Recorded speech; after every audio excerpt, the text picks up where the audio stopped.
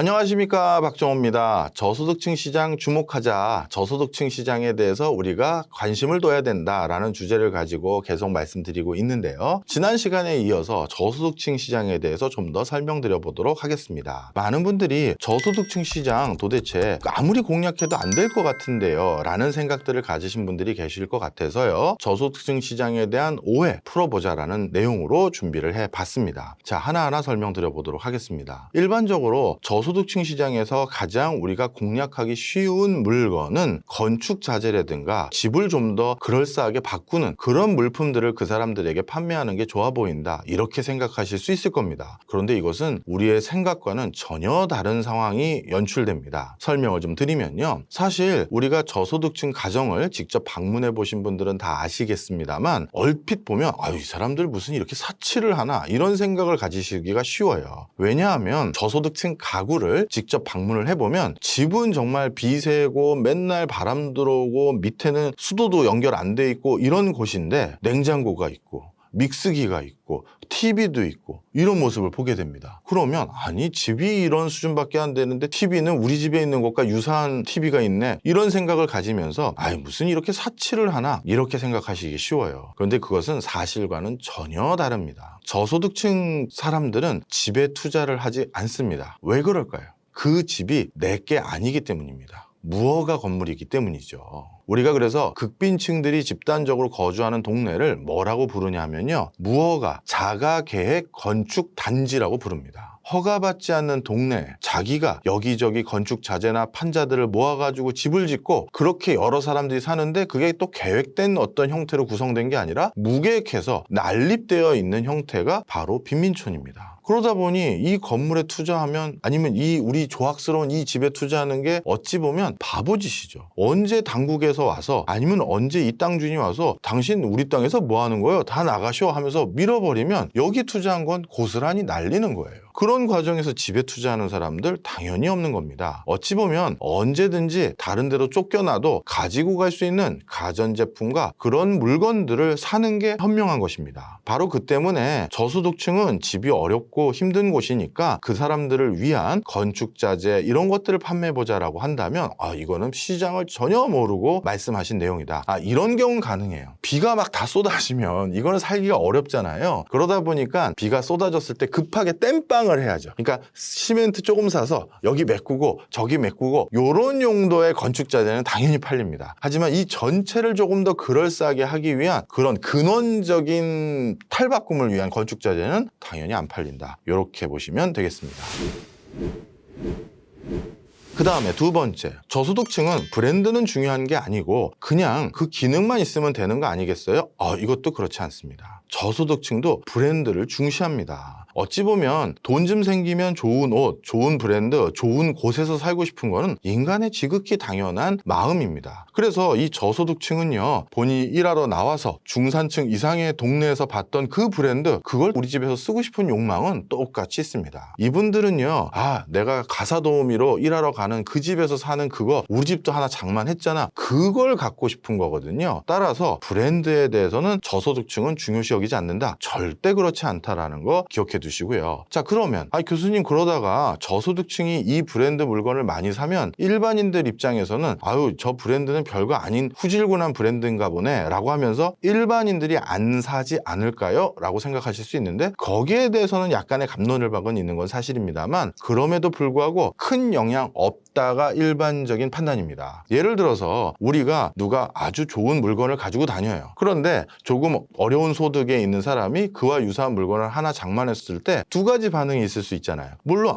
나랑 똑같은 걸 메고 왔어, 나 오늘은 기분 확 상했네, 이런 분들 계실 겁니다. 근데 또 다른 분은 이 브랜드가 얼마나 좋으면 저 사람도 무리해서 이걸 샀을까, 이 가방 진짜 좋은 건가 보다, 이런 생각을 가질 수도 있는 거지 않습니까? 그래서 저소득층이 그 브랜드들을 많이 사용했다라고, 아니면 소유했다 사용했다라고 해서 일반적으로 브랜드 가치가 더 떨어지는 현상은 그렇게 크게 우려되지 않는 부분이다, 이렇게 보시면 되겠습니다. 그 다음에 저소득층 같은 경우는 일반적으로 제품에 대한 정보를 얻기가 어려우니 거기는 별도의 홍보 채널을 가지고 또다시 홍보해야 되지 않을까요? 라고 생각하실 경우가 많은데요. 이것도 큰 착각입니다. 물론 이거에 대한 연구는 1980년대, 70년대, 90년대까지는 이러한 맥락 속에서 결과가 도출된 연구들이 많았습니다. 저소득층은 신제품이 나오고 신규 서비스가 나와도 그것에 대해서 잘 알지 못한다라는 결론이 그 당시까지는 맞았었습니다. 그건 왜 그러냐? 그 당시까지만 하더라도요, 저소득층뿐만 아니라 우리 같은 사람이 일반적으로 정보를 얻는 가장 보편적인 수단은 매스미디어, TV와 라디오였기 때문입니다. 그런데 TV와 라디오는 어떻습니까? 난시청 대역의 지역이 있죠. 어떤 데는 TV가 잘 수신이 안 잡혀서, 주파수가 안 잡혀서 막 지지직거리고, 라디오도 그런 데 있잖아요. 저 오지 같은 데는요. 바로 저소득층 지역들이 대표적으로 난시청 대역들에 포함되어 있는 지역들이 많아서요, TV도 잘 안 나오고 라디오도 잘 안 나오다 보니까 어떤 제품이 좋은 제품이고 새로 나온 제품인지에 대한 정보가 그 당시까지만 해도 부재했습니다. 그런데 지금은 전혀 상황이 달라졌죠. 왜 그럴까요? 바로 스마트폰 때문입니다. 저소득층은 오히려 스마트폰은 꼭 있어야 되는 물건입니다. 왜냐하면 일용직 근로자거나 그때그때 일감이 생기면 뛰어나가야 되는데, 일감이 생겼다고 연락을 받을 수 있는 가장 중요한 수단이 이 스마트폰이거든요. 그 다음에 이분들 중에서는 아직까지 은행 계좌가 제대로 은행에서 통장을 개설한 경험이 없는 분들도 많은데, 그분들에게 일당이 입금되는 방법은 디지털 화폐, 머니입니다. 우리로 따지면 네이버 페이 같은 거, 카카오 페이 같은 걸로 입금이 그냥 여기로 되는 거예요. 오늘 하루 공사장에서 일하고 공장장 근처에 가서 저 일 끝났으니까 일당 주세요 그러면 공장장이 휴대폰 번호 불러주세요 이렇게 하면서 하나하나 입금하는 게 북아프리카나 동남아시아 국가나 중국의 일부 지역에서도 뻔히 보이는 장면이거든요. 바로 그래서 스마트폰은 반드시 있어야 될 생필품인데요. 그런데 이 스마트폰만 있으면 정보 접근이 얼마나 원활한지는 더 설명 안 드려도 될 것이고요. 오히려 저소득층이 더 신제품에 대해서 민감하고 더 많은 정보를 알고 있다는 게 일반적인 연구의 결과입니다. 왜냐하면요, 저소득층 같은 경우는 예를 들어서 오늘 비 오네, 공 쳤다, 이런 날들이 있겠죠. 그런 날들 때는 뭐 하겠습니까? 집에서 스마트폰 가지고 노는 거죠. 그러다 보니까 어찌 보면 하루하루 너무나도 바쁘게 사는 그런 고소득자보다 어떤 제품이 더 좋은 건지, 그 제품의 새로운 기능은 뭔지를 더 잘 알고 있는 경우도 많다라는 거예요. 그리고 고소득층 같은 경우는 10만 원짜리 뭐 무슨 기능이 뭐가 있는지 자세히 안 보고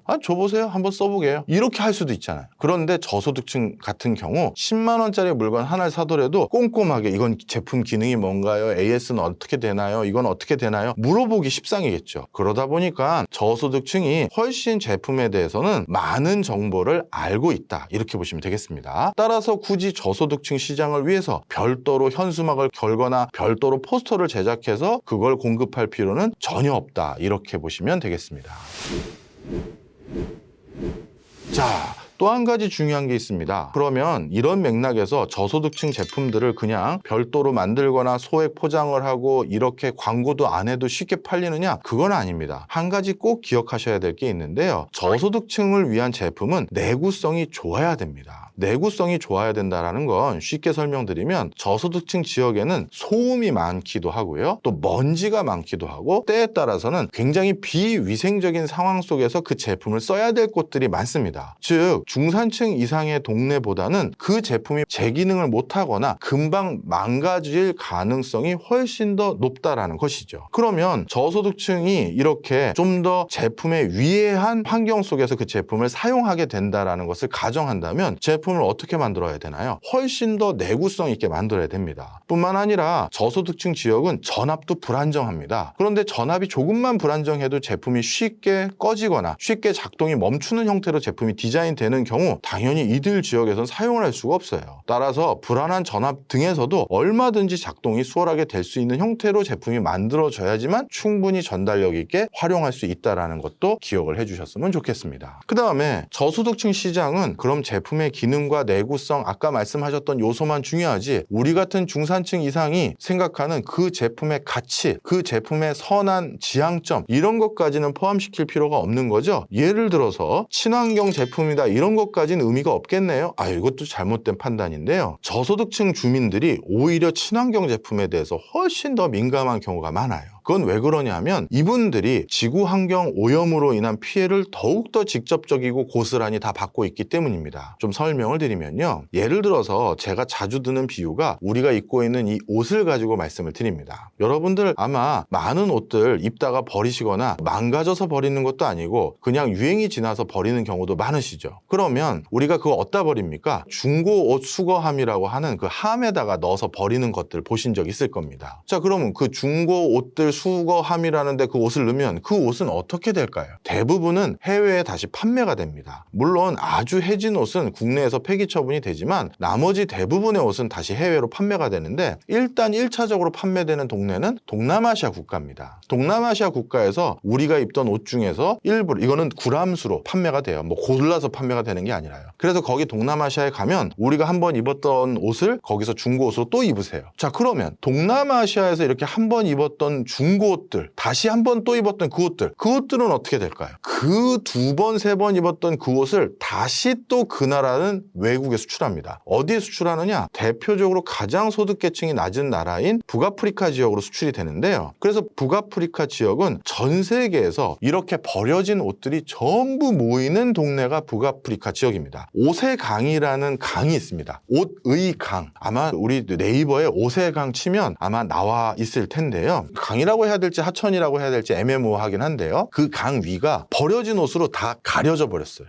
그래가지고 뭐 강물이 썩는 냄새도 이루 말할 수가 없고, 자, 그럼 그 옷들이 뭐냐? 유럽에서, 미국에서, 아니면 우리 한국, 일본에서 버려진 옷들을 동남아 또는 중남미 국가 아니면 동유럽 국가에서 한번 입고 거기서 또 한 번 버려진 옷들이 흘려 들어온 겁니다. 그럼 그 중에서 쓸만한 것은 본인이 또 한 번 입고 거기에서도 바로 쓸 수 없는 옷은 그냥 어딘가에 버려지는 거예요. 그러다 보니까 전 세계에서 유행이 빨리 바뀌면서 SPA 등 이렇게 옷 쉽게 입고 쉽게 버리는 이런 트렌드 속에서 버려진 그 수많은 옷들, 그 옷에 대한 피해는 모두 초극빈 국가 국민들이 다 떠안게 되는 겁니다. 그러다 보니까 이분들은 지구환경 오염에 누구보다 민감하고요. 또 이런 저소득층 국가들은 1차 산업의 비중이 크죠. 즉 농업의 비중이 큽니다. 그런데 이들 저소득 국가에서 농업을 하는 사람들은 특히 기후환경 변화를 직접적으로 맞닿을 수밖에 없는데요. 예를 들어서 우리나라 같은 경우는 시설 원해라고 해서 비닐하우스 이런 것들을 많이 활용합니다. 그러다 보니 우리나라에서는 이런 일들은 좀처럼 일어나진 않지만 메뚜기 떼가 창궐하거나 이런 일들이 전개되고 나면 메뚜기 떼 피해를 상대적으로 덜 받겠죠. 왜요? 비닐하우스 안에서 재배하기 때문에 밖에서 메뚜기 떼가 온다 한들 우리는 안정적으로 재배를 할 수가 있습니다. 뿐만 아니라 폭우 아니면 강풍 이런 것의 피해도 어느 정도 우리가 제어하거나 컨트롤할 수가 있어요.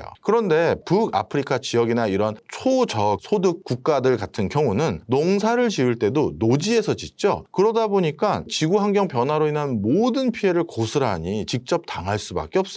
작년인가 올해 초인가요? 이들 북아프리카 지역에서 드디어 몇십 년 만에 엄청난 메뚜기 떼가 창궐해가지고 진짜 모든 농작물들을 다 먹어가서 그것 때문에 쑥대밭이 됐던 보도 아마 보신 적 있을 겁니다. 바로 그런 환경 속에서 북아프리카 지역의 많은 사람들이 또 큰 피해를 봤는데 그들도 아는 거예요. 갑자기 이렇게 메뚜기 떼들이 왜 많이 생기고 갑자기 왜 늘상 우리 하천은 1m 높이는 됐었는데 그게 다 메말라가는지 지구환경 오염 때문이라는 걸 다 알고 있습니다. 그런데 그런 사람이 친환경 제품이 아닌지 친환경 제품인지 그런 걸 구분 안 한다고요? 절대 그렇지 않아요. 이 사람들도 지구환경의 파괴에 굉장히 민감한 계층이기 때문에 선한 제품에 대해서 그게 가격까지도 저렴하다면 기꺼이 그 누구보다도 더 많이 사고자 한다. 이렇게 보시면 되겠습니다. 자, 바로 이런 이유들로 인해서요. 저소득층 시장에 대해서 그동안 우리가 오해하고 있던 부분들이 많습니다. 하나 더 말씀드리면 제품 사용 설명서에 대해서도 좀 설명을 드릴게요. 저소득층 시장에서 물건을 팔 때는 가능하면 활자로 된 사용 설명서는 탑재하지 않은 게 좋습니다. 거기에는 기초적인 학력을 갖추지 못하신 분들도 많기 때문에 문해력, 즉 글을 읽고 쓸 줄 아는 능력이 없는 분들의 비중이 굉장히 높습니다. 그렇기 때문에 굳이 이 제품의 사용 설명서가 구비돼야 되는 제품이라면 글자로 설명하기보다는 시각 정보, 인포그래픽 같은 걸로 모양이나 이미지로 어떻게 사용하는지를 설명하는 게 훨씬 더 수월하다. 이렇게 보시면 되겠습니다. 바로 설명서조차도 우리가 저소득층 분야에서는 다른 형태로 제공해 줘야 된다. 이렇게 말씀드릴 수 있겠네요.